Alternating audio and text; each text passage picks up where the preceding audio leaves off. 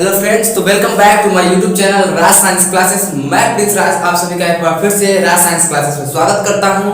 और आप लोगों का ज़्यादा समय ना लेते हुए आज अगर आप हमारे चैनल पर नए हैं तो चैनल को सब्सक्राइब करें, लाइक करें। और यहाँ पर जो है 10th के वीडियोज़ हैं अपलोड हो रहे हैं, ठीक है। यहाँ पर कुछ टेक्निकल एरर के बारे में बताया हूँ पिछला बार भी कि कुछ टेक्निकल एरर के कारण यहाँ पर रोजाना वीडियोस अपलोड नहीं हो पा रहा है, जिसके कारण हम एक दिन का सीक्वेंस में लेकर वीडियोस अपलोड कर रहे हैं, ठीक है। एक दिन अपलोड हो पा रही है, एक दिन नहीं हो पा रही है, तो अल्टरनेट वीडियो हम अपलोड कर रहे हैं, ठीक है।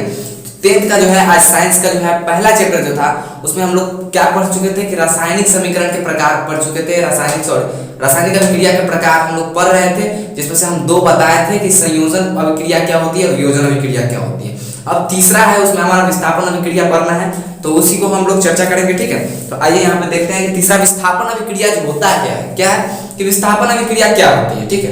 तो विस्थापन अभिक्रिया जो है, ठीक है, ये भी एक प्रकार की अभिक्रिया है, ठीक है, वो भी रासायनिक अभिक्रिया का ही प्रकार है, ठीक है।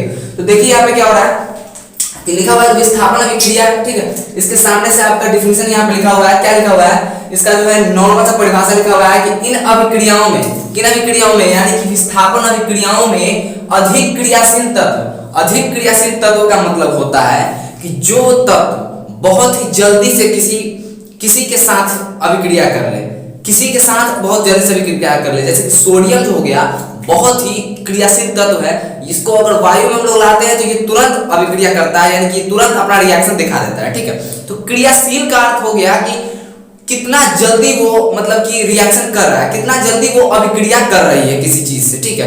तो क्रियाशील वही हो गया कि जैसे कि हो जाता है, ऐसे कि होता है कि नहीं कि क्रियाशील तत्व हो गया, ठीक है। तो आगे इस पर देखेंगे क्या है कि इन अभिक्रियाओं में अधिक क्रियाशील तत्व कम क्रियाशील तत्व को उसके यौगिक, कम क्रियाशील तत्व को किसके यौगिक, तो इसी के यौगिक यानी कि कम क्रियाशील तत्व वाला जो यौगिक होगा से विस्थापित कर देता है। विस्थापित करने का मतलब जो होता है हटा देता है, क्या होता है, हटा देता है, ठीक है।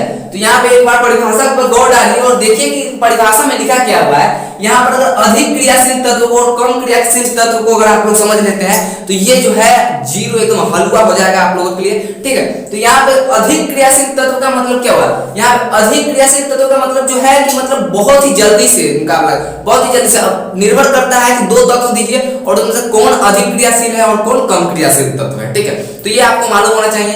तो वही है कि मतलब अधिक क्रियाशील जो तत्व रहेगा ना वो किसी कमजोर जो होगा, जो लाचार होगा, मतलब समझिए कि जो कम क्रियाशील तत्व होगा उसके यौगिक से जो होगा उसी को विस्थापित करके ये अपना जगह बना देगा, ठीक है। पहले के राजा महाराजा को देखते थे ना कि मतलब कि जैसे कि कोई भी था बहुत बड़ा देश है या फिर जिसकी सैन्य शक्ति बहुत अधिक होती थी, ठीक है, वो दूसरे राज्य पर जाता था, ठीक है, और वहां पे हमला करके वहां के राजा को हटा देता था गद्दी से, ठीक है, और वो खुद वहां पे विराजमान हो जाता था। मतलब सारी प्रजा वैसे की वैसी ही है, लेकिन सिर्फ और सिर्फ चेंज हुआ है तो क्या हुआ है, राजा हुआ है। तो राजा चेंज कब हुआ है, क्योंकि अधिक ताकतवर राजा जो है वो कम ताकतवर राजा को हटा रहा है। तो यहीं पे तो वही बात है कि अधिक क्रियाशील जो तत्व होता है वो कम क्रियाशील तत्व को उसी के यौगिक से हटाता है। जैसे कि अधिक जो ताकतवर राजा था वो कम मतलब ताकतवर वाला जो राजा था ना उसके राज्य में उसी के पद से निष्कासित कर दे रहा था। तो यहाँ पे जो है कम क्रियाशील तत्व को उसी के यौगिक से निष्कासित करके विस्थापित करके यहाँ पे अधिक क्रियाशील तत्व जुड़ जाएगा। इसी को मतलब एग्जांपल में हम लोग दिखाए हैं कि जिंक जो हो गया ये क्रियाशील तत्व है, सभी जानते हैं कि जिंक जो है क्रियाशील तत्व है। कॉपर भी क्रियाशील तत्व होता है, लेकिन यहाँ पे कॉपर का क्या है, कॉपर का यहाँ पे क्या है, एक यौगिक है कॉपर सल्फेट है, इसी को हम लोग बोलते हैं कॉपर सल्फेट। क्या बोलते हैं, कॉपर सल्फेट, ठीक है, कॉपर सल्फेट इसको हम लोग बोल सकते हैं, ठीक है। तो जिंक जो है कॉपर सल्फेट से अभिक्रिया करता है। तो कॉपर सल्फेट से जब अब जिंक अभिक्रिया कर रहा है तो यहाँ पे विस्थापन अभिक्रिया इसलिए होगा क्योंकि यहाँ पर जो जिंक जो है कॉपर से क्या है, अधिक क्रियाशील है। जिंक जो हमारा होता है वो कॉपर से अधिक क्रियाशील होता है, जिसके कारण क्या होता है कि ये जिंक जो है इस कॉपर का उसी के यौगिक से क्या करेगा, हटा के बाहर करके ये जिंक यहाँ पर आ जाएगा और कॉपर को जिंक की जगह भेज देगा। यहीं पर देख रहे हैं इस कॉपर को हटाकर जिंक इस स्थान पर चला गया है तो जिंक सल्फेट बन गया है, और यही कॉपर को बाहर निकाल दिया है तो कॉपर बेचारा अकेले बैठा हुआ है, ठीक है। तो यही है कि मतलब समझ रहे हैं, यहाँ पर देख रहे हैं कि कौन ताकतवर जो यहाँ पे जिसके पास सैन्य शक्ति कम थी वो राजा ये है, और जो ये राजा वो है जिसके पास सैन्य शक्ति भी है, ठीक है, बहुत ताकतवर है। तो ये जो है उसी के यौगिक यानी कि कमजोर वाला जो राजा था, कमजोर सैन्य शक्ति वाला जो था, उसी के राज्य से इसको हटा रहा है और ये खुद उस गद्दी पे बैठ रहा है, जिसके कारण यहाँ पे जिंक सल्फेट बन रहा है। ठीक, ये देख रहा है कि जिंक जो है कॉपर सल्फेट से अभिक्रिया कर रहा है, तो जिंक कॉपर का स्थान इसलिए ले रहा है क्योंकि कॉपर से अधिक क्रियाशील तत्व कौन है, तो जिंक है। ठीक है, तो इसके बारे में एक्सपीरियंस से हम लोग बता दिए, जिंक सल्फेट बनेगा प्लस कॉपर बनेगा, यही हमारा विस्थापन अभिक्रिया है। आप लोग चाहे तो इसका स्क्रीनशॉट लीजिए, उसके बाद हम फिर आगे का टॉपिक पर चर्चा करते हैं। देखते हैं क्या है कि मतलब द्वि विस्थापन अभिक्रिया क्या है। ठीक है, तो द्वि विस्थापन अभिक्रिया जो क्या है, तो देखिए गौर से यहाँ पे कि कुछ है नहीं, विस्थापन अभिक्रिया जैसे था कि उसमें क्या था कि उसमें जो था कि एक यौगिक से जो था अधिक क्रियाशील तत्व हटा दे रहा था। ठीक है, इसमें भी हटाएगा, ठीक है, इसमें भी विस्थापित ही करेगा। ठीक है, लेकिन इसमें जो विस्थापित करेगा वो अधिक क्रियाशील तत्व और कम क्रियाशील तत्व के आधार पर नहीं होगा। यहाँ पर जो होगा विस्थापन वो आयन के प्रकार से होगा। ठीक है, तो यहाँ पर जो देखिए इसका डिफिनीशन जो दिया हुआ है, द्वि विस्थापन अभिक्रिया क्या है। ठीक है, तो इस पर और गौर से अगर हम लोग देखें, इसकी परिभाषा को अगर हम लोग गौर से देखें, तो यहाँ पे लिखा हुआ है क्या कि इस अभिक्रिया में, इस मतलब किस अभिक्रिया यानी कि द्वि विस्थापन अभिक्रिया में उत्पादों का निर्माण दो यौगिक के बीच आयनों के आदान प्रदान से होता है। इसका कहने का मतलब है कि जो ये अभिक्रिया है द्वि विस्थापन अभिक्रिया, जो इसमें जो उत्पाद का जो निर्माण होता है यानी कि जो हमारा प्रतिफल प्राप्त होता है वो दो यौगिकों के बीच, यानी कि दो यौगिक, अभिकारक में भी दो यौगिक भाग लेते हैं, कोई दो तत्व नहीं, दो यौगिक भाग लेते हैं। ठीक है, तो दो यौगिकों के बीच आयनों के आदान प्रदान से होता है। तो आप बोलिएगा कि आयन होता क्या है, तो साधारण सी बात है कि जब आप लोग देखे होइएगा NaCl, इसको हम लोग क्या कहते हैं, सोडियम क्लोराइड, जैसे इसको हम लोग साधारण नमक भी कहते हैं, एक खाने वाला नमक भी होता है। ठीक है, सोडियम क्लोराइड होता है। अब इसको आयन में हमको तोड़ना है, तो सभी जानते हैं क्या कि सोडियम जो है क्या है, धातु है, और धातु पर कौन सा आयन होता है, प्लस चार्ज होता है। वही Cl जो है, क्लोरीन जो है, और धातु है। ठीक है, तो इसको हम लोग क्या करेंगे, माइनस चार्ज होता है। ठीक है, तो यहाँ पर देखिए सोडियम जो है और क्लोरीन जो है, तो इसको अगर हम लोग इसके आयन में तोड़े तो ये क्या बनेगा, Na प्लस बनेगा प्लस Cl माइनस बनेगा कि नहीं बनेगा। तो इसको हम लोग क्या किए, इसके आयन में तोड़ दिए, सोडियम क्लोराइड को इसके आयन में तोड़, तो Na प्लस और Cl माइनस हुआ। तो इसी प्रकार जो है जैसे हमारा Na प्लस और Cl माइनस आया है, ठीक है, जैसे कि हमारा Na प्लस और Cl माइनस आया है, उसी प्रकार यहाँ पर जो है दो यौगिक आएंगे और उनके बीच जैसे ये आयन हम लोग तोड़े हैं ना, तो यही आयन इसमें का आयन उसमें जाएगा और उस यौगिक का आयन इस यौगिक में आएगा, तो हमारा प्रतिफल बनेगा। और वो हमारा जो एग्जांपल है वो कुछ इस टाइप का है कि यहाँ पे जो है कि देखिए गौर से, यहाँ पर जो एग्जांपल है हमारा क्या है, Na2SO2, ठीक है, Na2SO2 प्लस BaSO4। अब यहाँ पर देख के बताइए कि क्या ये एक्वस है, सॉलिड है या फिर लिक्विड है। 2 सेकंड का टाइम दे रहे, बताइए। सॉरी यहाँ पे Cl2 होगा, ठीक है, BaCl2, ठीक है। अब जो हमारा प्रतिफल आएगा, ये दोनों ही हमारा क्या है, एक्वस है। क्या है, ये दोनों ही हमारा एक्वस है, मतलब जलीय विलयन है। अब जलीय विलयन है तो जानते हैं इसका आयन टूटेगा। ठीक है, तो आयन टूटेगा तो देखिए कौन सा आयन टूटेगा, इसको हम लोग तोड़ेंगे तो Na जो है 2 प्लस में टूटेगा, यहाँ पे क्योंकि दो आयन है इसलिए 2 प्लस में टूटेगा। SO2 जो है यहाँ पर कितने आयन में टूटेगा, ये भी तो SO2 माइनस आयन में टूटेगा, SO2 माइनस में टूटेगा कि नहीं टूटेगा, इतना ही हुआ। BaCl2 को तोड़िए तो यहाँ पर Ba प्लस में टूटेगा, ठीक है, Ba प्लस में टूटेगा एंड Cl जो है ये 2 माइनस में टूटेगा, क्योंकि यहाँ पर 2 भाग लिया है तो Cl 2 माइनस में टूटेगा कि नहीं टूटेगा। अब गौर से देखिए, जब यहाँ पर Na2 प्लस में टूटा है, SO2 माइनस में टूटा है, Ba प्लस में टूटा है, Cl2 माइनस में टूटा है, तो यही तो बोल रहा है कि द्वि विस्थापन अभिक्रिया में क्या होता है, प्रतिफल का जो हमारा निर्माण होता है वो किसके आधार पर होता है, तो दो यौगिक, ये दो यौगिकों के बीच आयनों के आदान प्रदान से होते हैं। तो एक बात ध्यान रखिए कि प्लस वाला आयन हमेशा माइनस वाले आयन के साथ जाता है और माइनस वाला आयन हमेशा प्लस वाले आयन के साथ जाता है। तो यहाँ पर देखिए, यहाँ पर Na2SO2 को तोड़े हैं यहाँ पे हम लोग, तो क्या प्राप्त हुआ है हमारा, यहाँ पे जो प्राप्त हुआ है यहाँ पे Na2 प्लस प्राप्त हुआ है, SO2 माइनस प्राप्त हुआ है।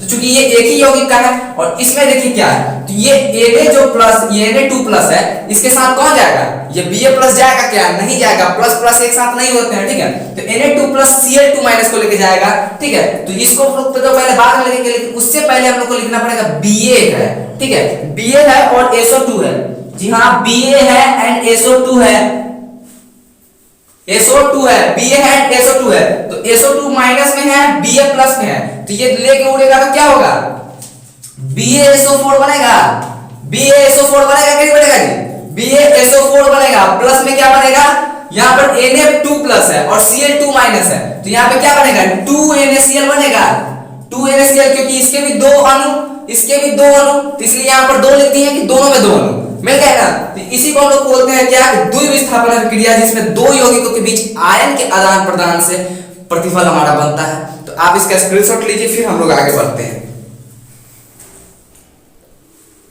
जो हमारा जो है 5वां नंबर का जो सवाल, सॉरी 5वां नंबर का जो हमारा अभिक्रिया का प्रकार है, ठीक है। तो 5वां नंबर का जो अभिक्रिया का हमारा प्रकार है, ठीक है, हम लोग 4 अभिक्रिया के प्रकार में पढ़े, संयोजन, वियोजन, विस्थापन एंड द्विविस्थापन अभिक्रिया, ठीक। 5वां जो है इसमें है उपचयन और अपचयन की अभिक्रिया, ठीक है। तो उपचयन और अपचयन, ज्यादातर स्टूडेंट्स को यहीं पर क्या होता है, कंफ्यूजन होती है, और यहीं से एग्जाम में क्या करता है, बोर्ड भी बड़ा दिमाग वाला है, ठीक है, बोर्ड के पास भी बहुत ही माइंड होता है, ठीक है। वो क्या करता है कि जब तक यहाँ से जो है हमारा स्टूडेंट्स जो है यहाँ पे कंफ्यूज होते हैं, तो यहीं से क्वेश्चन उठा के डाल देता है सवाल, ठीक है। तो यहाँ से ऑब्जेक्टिव रहते ही रहते हैं, और 1-2 नंबर का सब्जेक्टिव तो पक्का का पक्का रहता है, ठीक है। यानी इस चैप्टर से कम 3 से 4 नंबर उठने की बहुत ही संभावना होती है, ठीक है। उसके बाद देखिए कि उपचयन और अपचयन की अभिक्रिया क्या होती है। अक्सर उपचयन और अपचयन इसमें जो होते हैं स्टूडेंट्स क्या होते हैं कि मतलब उलझ जाते हैं कि उपचयन क्या है, अपचयन क्या है, वो बहुत ही अच्छी तरीके से याद कर लेते हैं, लेकिन क्या होता है कि बहुत ही आसानी से भूल भी जाते हैं, ठीक है। तो यहाँ पर देखिए क्या है, आपको भूलना नहीं, आपको याद करना है। तो ये उपचयन एवं अपचयन है, तो इसलिए हम इसको उपचयन को एक अलग में रखे हैं, एक अपचयन को अलग रखे हैं। अब इसके बारे में बताते हैं। उपचयन मतलब समझ रहे हैं, उपचयन यहाँ पे क्या हो रहा है, उपचयन यहाँ पे एक ट्रिक बता रहा है, ठीक है। ऑक्सीजन पर ये ट्रिक होगा कि देखिएगा क्या होगा, ऑक्सीजन पर ट्रिक होगा। उपस्थित जानते हैं, उपस्थित जो हम लोग लिखते हैं, क्या लिखते हैं, उपस्थित, उपस्थित लिखते हैं, क्या लिखते हैं, ये ट्रिक है हमारा, ठीक है, ये ट्रिक है हमारा। अगर इसको समझ में आए, इसको इस तरीके से समझ लीजिएगा तो कभी नहीं भूलिएगा, और ये ट्रिक सिर्फ और सिर्फ ऑक्सीजन वाले पर ही काम करेगा, ठीक है। तो ये उपस्थित जो है, ठीक है, यहाँ पे अपचयन उपचयन जो है, इसमें बोर्ड क्या रहा है कि इसके लिए सबसे पहली शर्त होती है कि उपचयन की अभिक्रिया कहीं पे भी होगी यदि क्या होती है, जब किसी पदार्थ में ऑक्सीजन की वृद्धि होती है, यानी कि जब किसी पदार्थ में आप ऑक्सीजन को जोड़िएगा तो कौन सी क्रिया होगी, उपचयन की अभिक्रिया हो गई, ठीक है, उपचयन की अभिक्रिया हो गई। इसी का दूसरा कंडीशन क्या है कि जब किसी पदार्थ में H2 यानी कि हाइड्रोजन का ह्रास होता है, क्या होता है, जब किसी पदार्थ में हाइड्रोजन का ह्रास होता है तो वो क्या होती है, वो भी उपचयन होती है। तो इसका इसको तो आपको याद करना पड़ेगा कि उपचयन की अभिक्रिया में हाइड्रोजन का क्या होता है, ह्रास होता है, ठीक है। एंड CO+2 हमारा जहां तक मेरी संभावना है कि अगर ऊपर वाला अगर आपको याद हो जाए कि जब किसी पदार्थ में ऑक्सीजन की वृद्धि होती है, तो इसमें सेम है, इसमें अगर ऑक्सीजन में वृद्धि हो रही है तो हाइड्रोजन में ह्रास होना पक्का है, अगर ऑक्सीजन में ह्रास हो रहा है तो हाइड्रोजन में वृद्धि होनी आवश्यक है। यानी ऊपर का 2 याद कर लीजिए तो आसानी से हो जाएगा, ठीक है। तो उपचयन की अभिक्रिया क्या है हमारा, कि जब किसी पदार्थ में ऑक्सीजन की वृद्धि होती है, यहाँ पर देख रहे हैं कार्बन में हम ऑक्सीजन को जोड़ रहे हैं, तो ये क्या बन रहा है, कार्बन डाइऑक्साइड बन रहा है। ये कौन सी अभिक्रिया हो गई, उपचयन की अभिक्रिया हो गई, नहीं हो गई। तो जब किसी पदार्थ में ऑक्सीजन की वृद्धि होती है तो उपचयन होती है, जब किसी पदार्थ में हाइड्रोजन का ह्रास होता है तो वो भी क्या होता है, ह्रास मतलब हाइड्रोजन उससे हटता है, तो क्या होता है, वो भी उपचयन ही होता है। अब आइए अपचयन में देखते हैं क्या होता है। अपचयन में जो है कि जब किसी पदार्थ में ऑक्सीजन का ह्रास होता है, सेम उपचयन का उल्टा, उपचयन में क्या होता था, ऑक्सीजन की वृद्धि होती थी, लेकिन यहाँ पे क्या है, अपचयन का क्या है, ऑक्सीजन का ह्रास हो रहा है, ठीक है। तो जब किसी पदार्थ में ऑक्सीजन का ह्रास होता है तो वो कैसी अभिक्रिया होगी, तो वो अभिक्रिया हो गई हमारी अपचयन की अभिक्रिया, ठीक है। दूसरा है, बोले थे कि ऊपर अगर ह्रास होगा तो नीचे वृद्धि होगा, ठीक है। तो ऑक्सीजन का जब ह्रास हुआ है तो जब किसी पदार्थ में हाइड्रोजन की वृद्धि होती है, ठीक है। दूसरा कंडीशन यहाँ पे क्या अपचयन की अभिक्रिया के लिए, कि जब किसी पदार्थ में हाइड्रोजन की वृद्धि होती है तो वो अभिक्रिया किस प्रकार की अभिक्रिया होगी, अपचयन अभिक्रिया होगी। यहाँ पर आपको एग्जांपल के तौर पर दिखा रहा है कि यहाँ पे कॉपर ऑक्साइड है, ठीक है, इस सबको भूल जाइए, कॉपर ऑक्साइड है और इसमें हाइड्रोजन हम लोग जोड़ रहे हैं, क्या कर रहे हैं, हाइड्रोजन जोड़ रहे हैं, उष्मा दे रहे हैं, तो हमारा क्या बन रहा है, कॉपर बन रहा है। क्या बन रहा है, कॉपर और H2O बन रहा है, यानी कि जल बन रहा है। तो यहाँ पे जब किसी पदार्थ में हाइड्रोजन की वृद्धि होती है, यानी कि हाइड्रोजन की यहाँ पे कहीं पे वृद्धि दिख रही है क्या आपको, यहाँ पर जितना हाइड्रोजन था उतना है, लेकिन क्या हो रहा है, ऑक्सीजन का कहीं ना कहीं ह्रास हो रहा है। क्या हो रहा है, देखिए यहाँ पे कॉपर ऑक्साइड था, CuO था, ये O अब गायब हो गया, कट गया, कहां पे, तो यहाँ पे सिर्फ बचा क्या, कॉपर, ये O चला गया हाइड्रोजन के पास, जो बना लिया मिलके जल।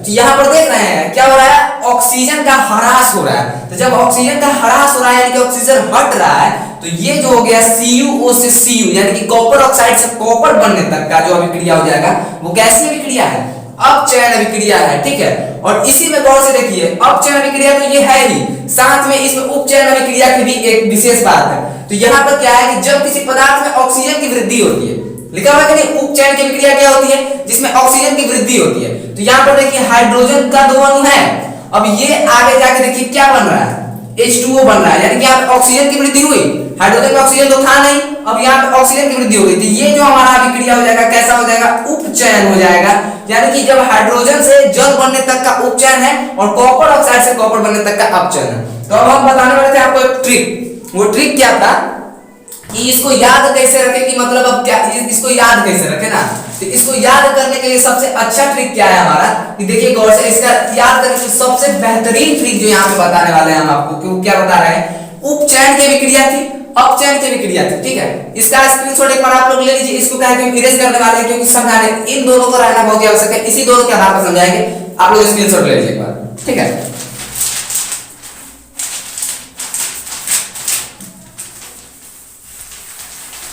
अब जो है उस दिन के वीडियो के बाद से जो है हम लोग का जो है कमेंट्स जो है बहुत ही अच्छे से आने लगे हैं, और बहुत ही जानते थे कि वैसे एक दो होते हैं कुछ ऐसे यूट्यूबर्स जो मतलब कि दूसरों को देख के जलते रहते, ठीक है, उसी टाइप का कुछ हमारे यूट्यूब चैनल पे भी कोई चले आए होते जो देख पाए थे, ठीक है। तो अब उस वैसे कमेंट्स नहीं आता है, यहाँ पे आइए देखते हैं क्या उपचयन और अपचयन लोग भूलते कैसे हैं। देखिए यहाँ पे कुछ याद नहीं करना है, सिर्फ इतना रखिए क्या कि ऑक्सीजन की तो वृद्धि होती है, ठीक है, ऑक्सीजन की वृद्धि होती है, और क्या होता है, ऑक्सीजन का क्या होती है, ऑक्सीजन का वृद्धि और ऑक्सीजन का ह्रास, यानी कि ऑक्सीजन की वृद्धि मतलब समझ रहे हैं, यानी कि उसमें ऑक्सीजन नहीं होगा, ऑक्सीजन उसमें बढ़ेगा, यानी कि ऑक्सीजन की जब वृद्धि होती है यानी कि उसमें ऑक्सीजन क्या होता है, उपस्थित रहता है कि नहीं रहता है, उपस्थित रहता है जी। यहाँ पर एग्जांपल देख लेते हैं, यहाँ पर जो था C+O2 था, तो यहाँ पर CO2 हुआ, कैसे हुआ, ऑक्सीजन की वृद्धि हुई थी, यहाँ पे ऑक्सीजन उपस्थित था, उपस्थित था ना जी, ऑक्सीजन यहाँ पे उपस्थित था, यही हमारा ट्रिक है, क्या, उपस्थित, उपस्थित, ठीक है। उपस्थित को देखिए, उपस्थित यहाँ पे किसको दर्शा रहा है, यहाँ पे इसलिए बोले सिर्फ ये ट्रिक ऑक्सीजन पर ही काम करेगा, ठीक है। ये क्या है, एक प्रकार का ट्रिक है, इसको याद करने के लिए सबसे आसान यही पे बच्चे क्योंकि कंफ्यूज होते हैं। तो यहाँ पे C+O2 है, ठीक है, तो यहाँ पे ऑक्सीजन की उपस्थिति है, तब यहाँ पे क्या हो रहा है, क्योंकि ऑक्सीजन की उपस्थिति होगा तब ना ऑक्सीजन की वृद्धि होगा, यानी कि ऑक्सीजन उसमें उपस्थित होगा। तो जब ऑक्सीजन की उपस्थिति होगा तो कौन सी विक्रिया, अब बच्चा सब सोचेगा अपचयन होगा कि उपचयन होगा, अपचयन होगा कि उपचयन होगा, इसी में जो है टाइम वेस्ट हो जाता है, ठीक। और कभी कभी गलत मार देते हैं, तो कुछ नहीं देखिएगा कि ऑक्सीजन की उपस्थिति है ना, उपस्थिति का ऊ ले लीजिएगा, क्या, उपस्थिति का ऊ ले लीजिएगा। अब देखिए उपचयन और अपचयन दोनों में से ऊ किसमें है, उपचयन और अपचयन दोनों में से ऊ किसमें है, तो गौर से देखिएगा तो उपचयन में है, क्या में है, उपचयन में है। तो यहाँ पर देखिएगा कार्बन प्लस ऑक्सीजन जब हम जोड़ रहे हैं तो यहाँ पे ऑक्सीजन की वृद्धि हुई है, क्या हुई है, कार्बन में ऑक्सीजन आया है, यानी कि कार्बन में क्या है, ऑक्सीजन उपस्थित है। तो जब कार्बन में ऑक्सीजन उपस्थित है तो यही हमारा ट्रिक है कि जब ऑक्सीजन उपस्थित होगा यानी कि ऊ, जब लिखेंगे हम ऑक्सीजन का लिखेंगे ऊ लिखेंगे उपस्थित, ऑक्सीजन क्या हमारा उपस्थित है उसमें, तो ये कैसी अभिक्रिया हो गई, उपचयन, ऊ से उपस्थित, ऊ से उपचयन, समझ गए। जब ऑक्सीजन उपस्थित होगी तो ऊ से उपचयन और ऊ से उपस्थित, ऊ से उपस्थित है ना ऑक्सीजन, तो यानी कि हमारी अभिक्रिया कैसी हो गई, अपचयन अभिक्रिया हो गई। यहाँ पे वृद्धि होती है तो क्या होती है, उपचयन अभिक्रिया हो गई। अब आते हैं अपचयन पे, उपचयन को तो मिल गया भाई। अब जब किसी पदार्थ में ऑक्सीजन का ह्रास होता है, तो ये ऑक्सीजन का जब ह्रास होता है तो आप लोग जो है इससे जस्ट पीछे वाला पे क्या देख रहे हैं, ऑक्सीजन का ह्रास होता है तो क्या होता है, CuO था, ये क्या चीज में चेंज हो गया था, Cu में चेंज हुआ था कि नहीं, यहाँ पे वाला पे CuO था, चेंज क्या चीज में हुआ है, Cu में हुआ है, यानी कि कहीं ना कहीं ऑक्सीजन था हमारे पास, क्या था, ऑक्सीजन था। और ये क्रिया कैसे हुई है, तो ये अपचयन की क्रिया है, अपचयन की क्रिया है। तो अपचयन की क्रिया में कहीं ना कहीं अभिकारक के पास ऑक्सीजन था ना जी, ऑक्सीजन यहाँ पे गौर से देखिए ऑक्सीजन है, लेकिन यही प्रतिफल जब बन रहा है तो ये ऑक्सीजन क्या हो रहा है, उड़ गया। ऑक्सीजन क्या हो गया, उड़ गया। यानी कि क्या होगा, यहाँ पर तो ऑक्सीजन है, लेकिन क्या प्रतिफल बनने पर ऑक्सीजन उपस्थित है? यहाँ पर ऑक्सीजन हो या ना हो इससे हमको कोई बस नहीं है, अभिकारक में हो चाहे ना हो इससे कोई बस नहीं है। प्रतिफल हमको देखना है, क्या देखना है कि प्रतिफल, यहाँ पर CO2 था, यहाँ पे ऑक्सीजन उपस्थित था ना, इसके प्रतिफल में ऑक्सीजन उपस्थित था, तो ऑक्सीजन जो कि उपस्थित था प्रतिफल में, तो उ से उपस्थित और उ से उपचयन, तो इसीलिए उपचयन की अभिक्रिया इसको बोले हैं। उसी प्रकार यहाँ पर देखिए अभिकारक को हमको नहीं देखना है कि इसमें उपस्थित है कि नहीं है, हमको देखना है प्रतिफल में उपस्थित है कि नहीं है। लेकिन अभिकारक में देखिए ऑक्सीजन उपस्थित है, लेकिन ये भी ऑक्सीजन क्या प्रतिफल में आया है, कॉपर अकेला आया है। ऑक्सीजन जो है आया है क्या, कॉपर से हटा है ऑक्सीजन, यानी कि कॉपर से ऑक्सीजन हटा है, यानी कि ऑक्सीजन का ह्रास हुआ है। यानी कि क्या हुआ है कि कॉपर के साथ ऑक्सीजन उपस्थित नहीं है। जब कोई भी चीज उपस्थित नहीं रहता है तो उसको हम लोग क्या बोलते हैं, अनुपस्थित बोलते हैं। क्या बोलते हैं, अनुपस्थित। क्या बोलते हैं उसको, अनुपस्थित। तो उपस्थित बोलते थे तो उपस्थित से उ, तो उ से उपचयन की अभिक्रिया, ठीक है। यानी कि ऑक्सीजन उपस्थित है, यानी कि ऑक्सीजन की वृद्धि हुई है, यानी कि ऑक्सीजन उसमें उपस्थित होगा, तो उपस्थित का उ से उपचयन की अभिक्रिया। ये ट्रिक से तो हम उपचयन की अभिक्रिया को याद रख लिए, लेकिन जब अपचयन की अभिक्रिया की बारी आती है तो ये CuO यानी कि कॉपर ऑक्साइड से जब कॉपर बनने का जो पूरा अभिक्रिया है, यहाँ पर देख रहे हैं कॉपर में ऑक्सीजन है, लेकिन ये क्या प्रतिफल में है, तो प्रतिफल में नहीं है। यानी कि प्रतिफल से क्या हुआ है, ऑक्सीजन अनुपस्थित हो गया है, यानी कि उस प्रतिफल में ऑक्सीजन है ही नहीं। तो जब ऑक्सीजन नहीं है जिसको बोल सकते हैं कि ऑक्सीजन क्या है, हमारा अनुपस्थित है। और अनुपस्थित में का शुरुआती में का अ ले लीजिए, तो जब अ ले लिया अनुपस्थित में का, तो अ से अपचयन और अ से अनुपस्थित हो गया। तो यही ट्रिक था हमारा क्या, कि उ से उपस्थित यानी कि उसे उपचयन की क्रिया। कौन उपस्थित, ऑक्सीजन उपस्थित, यानी कि ऑक्सीजन की वृद्धि, यानी कि ऑक्सीजन उपस्थित है तो उपचयन की क्रिया हो गई। यही है ऑक्सीजन अनुपस्थित है, यानी कि ऑक्सीजन का ह्रास हो गया है, ऑक्सीजन मर गया है, मतलब ऑक्सीजन का ह्रास हो गया है, ऑक्सीजन बाहर हो गया है, ठीक है, उससे हट गया है, यानी कि ऑक्सीजन अनुपस्थित है। जब अनुपस्थित होगा तो अनुपस्थित में का अ ले लीजिएगा, और जब अ आएगा तो देख लीजिएगा, दिमाग में लगा लीजिएगा कि सर जी क्या बताए थे, उसे उपचयन, उसे उपस्थित। ऑक्सीजन उपस्थित रहेगा तो उसे उपचयन हो जाएगा, ऑक्सीजन अनुपस्थित रहेगा तो अ से अपचयन की विक्रिया हो जाएगा। तो यहाँ पे जब अनुपस्थित है ऑक्सीजन, तो कौन सी विक्रिया होगी हमारी, अपचयन की अभिक्रिया होगी। समझ में आया ट्रिक? आया तो ट्रिक कैसा लगा ये कमेंट में जरूर बताइएगा, ठीक है, क्योंकि आप ही लोग की वजह से नया नया ट्रिक हम बना रहे हैं, और ये मेरा अपना बनाया हुआ ट्रिक है। तो यहाँ पर देखिए और स्क्रीनशॉट लीजिए इसका, और फिर आगे की बढ़ते हैं। तो यहाँ पे हमारा जो उपचयन है वो अपचयन की अभिक्रिया हम लोग के बारे में इसकी पूरी जानकारी ले लिए, ठीक है।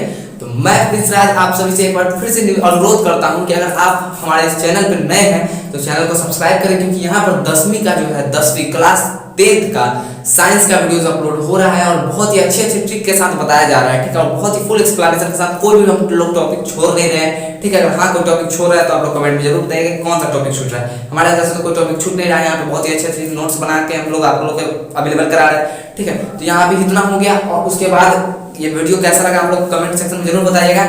यहीं पे हम लोग फिर क्या करते हैं कि मैं प्रिंस राज आप सभी से एक बार फिर से विदा लेता हूँ, फिर मिलूंगा फिर एक नए वीडियो में, एक नए जोश के साथ, एक नए टॉपिक में। सो तब तक जय हिंद, जय भारत।